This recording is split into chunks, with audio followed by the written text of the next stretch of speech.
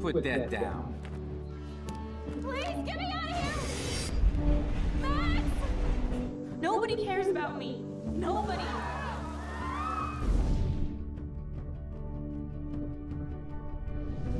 What are you doing here, Max? What an episode! This is one of those episodes I felt was a bit of a slow burner, but at the same time it was over far too quickly. At least that's how I felt when I played it through the very first time.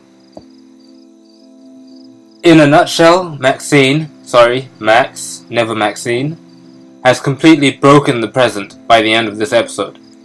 She goes back in time to save her friend, Chloe's dad, William, and we get this kind of butterfly effect going on. Joyce doesn't marry David, Chloe doesn't run away, she lives happily with her parents instead, and somehow, because of saving William, Chloe ends up quadriplegic in a wheelchair. Yes, by the end of the episode, Max has changed reality enough that her friend is now permanently handicapped. But before all of that, in this alternate timeline, Max is a member of the Vortex Club. What is happening now? What a way to put a spin on the story. I guess one of the big questions here is, how will Max get back to the normal Life is Strange timeline? And will we get Punk Chloe back?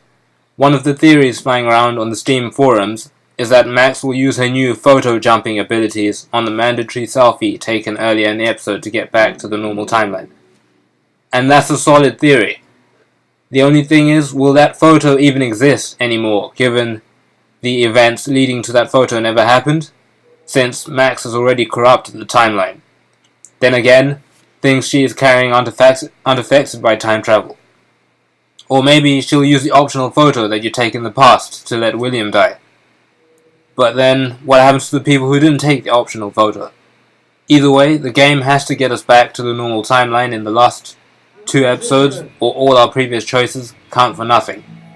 How Don't Nod plan on doing that and fixing the timeline in the 2 episodes we have left will be interesting. Hopefully they don't rush it. Another thing is, have you noticed Chloe almost dies in every episode? Personally, I think that the in-game universe Chloe has to die, and Max saving her. And by Max saving her, it's trying to find other ways to get rid of her. Because I mean, look, in episode 1 she almost got shot, episode 2 almost flattened by a train, and now in episode 3 she's quadriplegic. If any of you have played Bioshock Infinite, you'll remember Elizabeth's constants and variables explanation. Constant here is that William must die, and Chloe will get injured. It's just a question of how badly. How can you trust somebody who has a fucking... But enough about Chloe. Kate, as you know, is dead or not dead, depending on what you did in episode 2. The question is now, is episode 4 going to show us what happened to Kate at the Vortex Club party? But then again, if this is an alternate timeline, how do we know that anything shown at the Vortex Club party actually happened in the main timeline? Then there's the whole thing about the darkroom as well. I'm not sure if the previous episode said whether Kate was ever in the darkroom or not, but from Nathan's file in the principal's office, it's likely Rachel Amber was in the darkroom at some point. I think in episode 4 we're definitely going to finally see what goes on in the darkroom. I mean, you can't have an episode called The Darkroom and not show the darkroom. Maybe episode 4 is just going to serve as a way for Max to see that messing with time causes major problems, and let the player see what happens at the Vortex Club parties and fill in the blanks for themselves. When we do go back to the normal timeline, which we definitely have to if don't want to invalidate all our choices in the previous episodes, how will they handle Kate?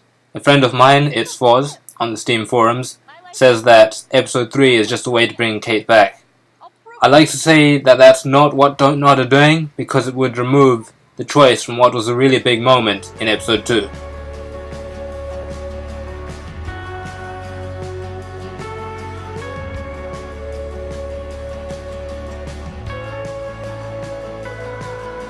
So I guess the big questions this leaves me with are, 1. How will we go back to the normal timeline? I think Max seeing all the things that have changed, and all the dead whales and all that stuff going on, will have to force the game back to the main timeline. If only just to make our choices actually count. The other thing is what exactly is going on with Nathan and David. The two of them could know more about what's going on in this game, and will Max have to choose between the two timelines and effectively quadriplegic Chloe and punk Chloe? And finally, Frank and Chloe. If you chose not to take the handicapped fund money, how will that come back to bite us? How will she pay back Frank? Will not taking the money come back to bite us? Will Chloe have to pay Frank back in beans? Those are just some of the questions that this episode brings up. Sound off with your thoughts down below. Be sure to subscribe for E3 videos coming soon, Arkham Knight live streaming on release day, and should be getting some WWDC videos coming to the channel soon. Leave a like if you enjoyed the video, and kick off the discussion down below. All we can do now though, is wait for episode 4, The Dark Room, which comes out in about 4 to 5 weeks. And remember, he was eating those beans.